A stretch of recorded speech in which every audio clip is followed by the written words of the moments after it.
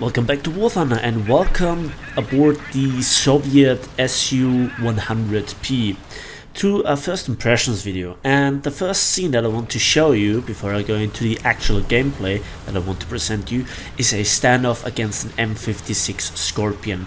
And those vehicles have, well, a lot of similarities when it comes to how to play them and what they can achieve, but then again they are different. And I want to play a mind game with this guy. So we are actually separated by a ridgeline and nobody wants to push over it to receive the shot. So I act like I am changing location and want to attacking from the other side, but then I reverse and I actually, well, try to get a good shot into him. So as you can probably maybe see, I wait until my gun rotates around and then I have a good ambush shot at him, and well, I hit his gunner, but that's not good enough. I didn't damage anything else. The gun shield is so thin that it doesn't even activate a Soviet gun breach. Then I hear a tank from behind and I mark the minimap in front of him. Hey, look mate, there is somebody. But he actually didn't get the message, and well, the M56 Scorpion is doing the only thing that is right to do, and that is going for the T-44-100 and one-shots him. So I guess that was an APHE shell. So the guy is down to 2 crew members thanks to my first shot. I reloaded an HE shell and it does the job by completely knocking him out. Today's video is sponsored by the Free Eagles app for War Thunder. Download the app in the video description below and use the code shown on screen to get 10 golden eagles right now. So here we are on Kursk, who would have thought, and this is one of the cleanest victory for a Soviet, well, American team that I've ever seen. Or, well, let's say all the nations except Japan against the Germans. Yeah, you might kind of see where it's going. And this is not an up tier, so we are playing by the rules. This is in fact a down tier for 6.7. That means we are likely to see tigers even. And we have here a great performing 100mm D50T cannon with 50 rounds. And that all mounted on a rather light chassis with just around about just under 22 tons with 400 horsepower. So this is another very fast vehicle. Top speed 65 kilometers an hour and at least 15 to 20 kilometers backwards. It just is nimble. Not so nimble at lower speeds despite having, well, neutral steering, but the armor is all but existent. 25 millimeters at most. Yeah, that also means it gets hull broken, but that exactly depends where you get hit. So I'm not quite sure. If you get hit in the turret, it doesn't seem to automatically hull break you, except if it is with a heat shell or high explosive shell, but it's just a hull that gets hull broken. The ammunition is much like on the German 88mm flak, mounted in the rear completely. That means you can all your 50 rounds take with you, and it doesn't matter if you take out any ammunition or not. Yeah, so the D50 cannon also reloads relatively fast, 7.5 seconds. That's more than acceptable. Overall, I have to say, it more or less handles like a Krupp-Steyr Waffenträger with much better horsepower to ton ratio, much better mobility overall. But the gun more or less handles the same. We have just 4 degrees of gun depression, and watch this shot. Yeah, I just did not penetrate him, but I kill him anyways. Russian bias? I have no idea how I killed this guy. I have absolutely no idea. But it doesn't matter, I guess. So, the turret traverse speed is not very good, I have to say that.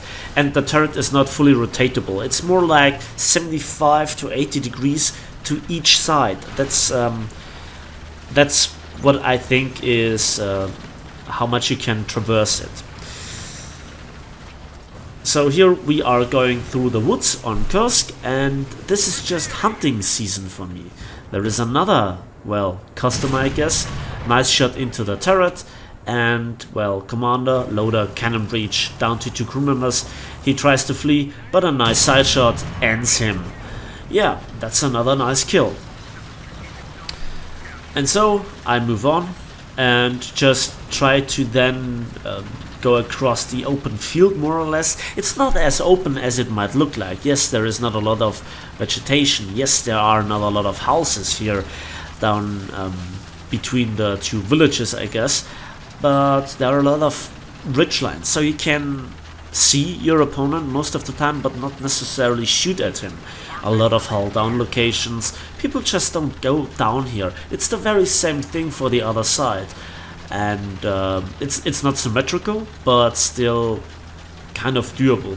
I think people are just afraid to go out and fight there at all, because they never seem to understand long-range engagements, the true nature of long-range engagements, the true nature of flanking.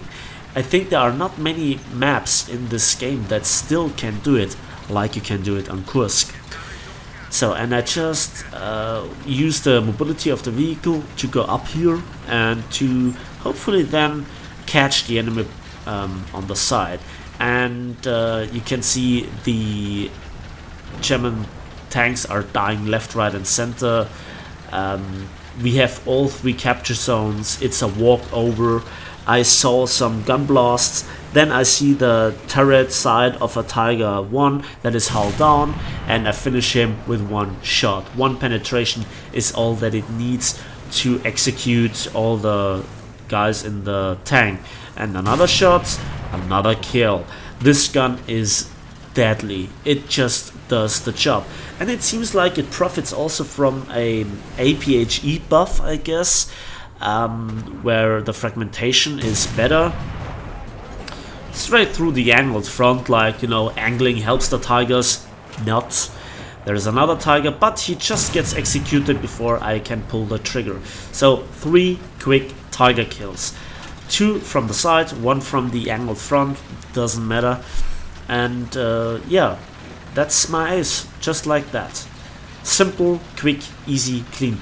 And there actually a Tiger killed somebody. A Tiger killed, what was it? I can't see it. Is it a Walker Bulldog? And there we can see a AAA, 1 shot, thank you very much. And I can see multiple targets. So when we talk about having not a lot of armor, yeah, you actually fear AAA. AAA just can shred you. But I can see a what seems like a Dicker Max, and I try to get a side shot into the ammo rack, the rear of the vehicle, and I should have, I can't get the gun down. That's a problem. That's a real problem. I tried to go over the ridgeline, but by the time I might do it, he's already taken out, and that's around about now. So, and that's the battle. So what is the SU-100P? It's the first Soviet tank in a long time, having the battle rating of 6.7. It has a fantastic gun. It reloads relatively quickly and, well, has decent penetration, awesome post-penetration damaging effect. It is fast, and it's something that the Germans miss. You know, I always like to refer as the Panther being the tank that is not hurt so much by its up tier by itself, but the rest of 6.7 Germany is, well, kind of ripped apart by that. And so this vehicle is yet another addition to the Soviets that doesn't bring anything new to their tech tree. It's certainly not overpowered due to the lack of armor and slow turret rotation speed. But it's also not weak, thanks to the awesome gun and to the overall speed.